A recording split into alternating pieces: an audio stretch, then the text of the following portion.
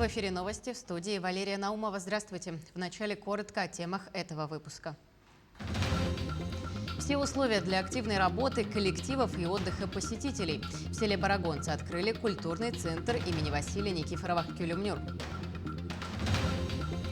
Новые смягчения в ограничениях по коронавирусу. Глава Якутии принял решение об ослаблении антиковидных мер. Расскажем, что конкретно изменилось. Подготовительный этап перед чемпионатом Европы. Арьян Тютрин завоевал золотую медаль международного турнира в Болгарии.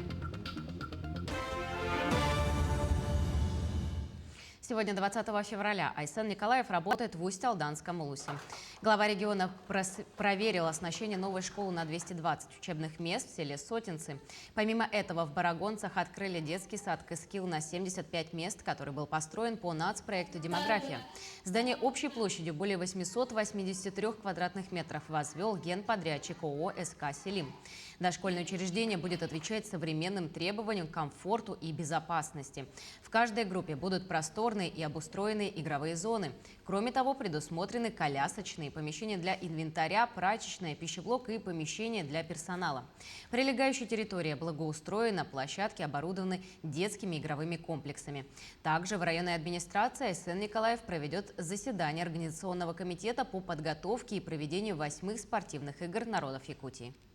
Наш детский сад построен по национальному проекту «Демография».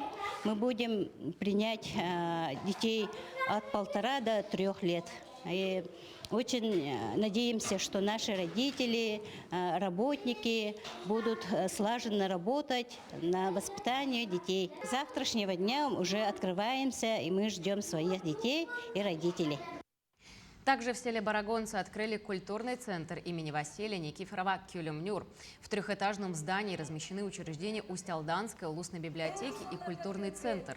Общая площадь объекта более 3500 квадратных метров.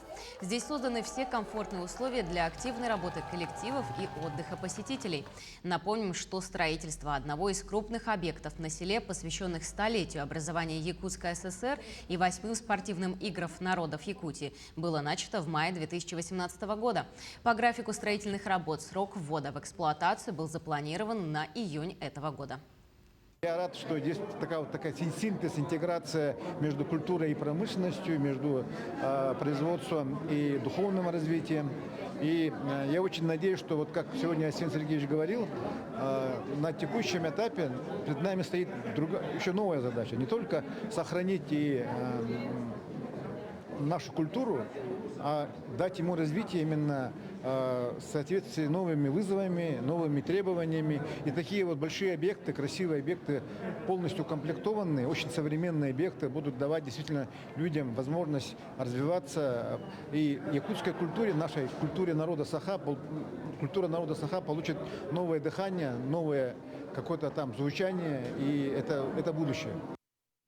Региональную трассу Мирю, ведущую от села Мая до Барагонцев, начнут асфальтировать в этом году в Мегино-Кангаласском районе. Об этом заявил первый замминистра транспорта Якутии Сергей Владимиров в рамках отчета правительства. Он отметил, что в этом году на данный участок зарезервирован 51 миллион рублей. Реализация проекта начнется сразу после прохождения экспертизы. Асфальт проложат на повороте от села Майя. Магистральный самолет 21 века закончил испытания в Якутске. С 23 января лайнер проходил тестирование экстремальными температурами и успешно их завершил. Большая команда специалистов работала на протяжении нескольких недель. Результаты узнаете из сюжета нашего корреспондента Мадины Халиковой. 23 января из Жуковского Московской области в Якутск прилетел МС-21-300. Широкофюзеляжный самолет, новейший лайнер 21 века, проходил испытания холодом в столице республики. По 12 часов он находился на открытом воздухе для выхолаживания, а позже с нуля запускался в работу. Это необходимо для тестирования всех систем. После этого проводим также летные испытания, в которых в комплексе оцениваем функционирование систем. В полетах в самых сложных режимах, в том числе с выключением двигателей, то есть с запусками двигателей в разных режимах, разной конфигурации системы управления. То есть все это проверяется на разных высотах и с разными отклонениями от температуры базовых, от стандартных. И погода в Якутске для таких испытаний подходящая. В республике проходили тестирование холодом такие лайнеры, как Сухой Суперджет, Боинг, Airbus, B-200 и, конечно, МС-21 отечественного производства корпорации «Иркут». Ее специалисты в составе почти 70 человек прибыли сюда, чтобы проводить все необходимые манипуляции. Сегодня эта машина позволяет в целом, можно считать среднемагистральной машиной и является комфортабельным современным отечественным лайнером. В дальнейшем в рамках единой также дальневосточной авиакомпании планируем приобретение дополнительных единиц и дальнейшую техническую эксплуатацию. Напомню, что наша авиакомпания «Якутия» она имеет сертификат технического оператора. Помимо наземных проводили и летные испытания лайнера. Провели серию полетов продолжительностью до 6 часов над различными, в том числе северными районами. А посадка самолета осуществлялась практически всегда в темное время суток. Сейчас МС-21 вернулся на базу в аэропорт Жуковский. Именно через Якутск все крупные авиаконцерны мира как раз свои самолеты и проводят для того, чтобы получить допуск на минимальные температуры. Уверен, что вот появление этого самолета на рынке, конечно же, будет ожидаемо. Всеми нами я посмотрел, он сделан очень удобно, он шире, чем его конкуренты иностранные, и Airbus, и Boeing. Вот сделано для удобства именно пассажиров. И, конечно же, с учетом вот наших дальних расстояний, того же плеча Якутск-Москва, мы тоже свои предложения даем сейчас разработчикам для того, чтобы уже в процессе доводки самолета те или иные нюансы именно внутренней компоновки самолета они были учтены. Как отметил глава республики Айсен Николаев, в планах поступления МС-21 в 2025-2026 годах уже в якутские авиакомпании. Мадина Халикова, Григорий Охлопков, Якутия день за днем. Аэропорт Черского начнет принимать самолеты типа Ан-24 с 1 октября этого года. Об этом сообщили в ходе отчета правительства перед местными жителями. В этом году будут выполнены работы по реконструкции взлетно-посадочной полосы на участке 1250 метров. Таким образом, с 1 октября этого года введенные ограничения по приему воздушных судов типа Ан-24 будут сняты. Напомним, реконструкция на объекте стартовала в прошлом году.